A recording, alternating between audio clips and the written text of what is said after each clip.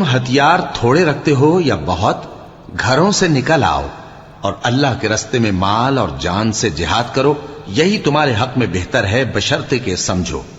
اگر مال غنیمت آسانی سے حاصل ہونے والا اور سفر بھی ہلکا ہوتا تو یہ تمہارے ساتھ شوق سے چل دیتے، لیکن مسافت ان کو دور دراز نظر آئی تو عذر کریں گے، اور اللہ کی قسمیں کھائیں گے کہ اگر ہم طاقت رکھتے تو آپ کے ساتھ ضرور نکل پڑتے۔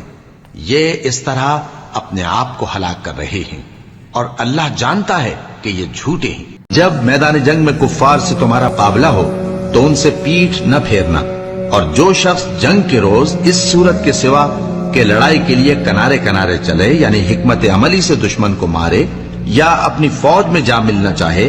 ان سے پیٹھ پھیرے گا تو سمجھو کہ وہ اللہ کے غضب میں گرفتار ہو گیا، اور اس کا ٹھکانہ دوزخ ہے، اور وہ بہت ہی بری جگہ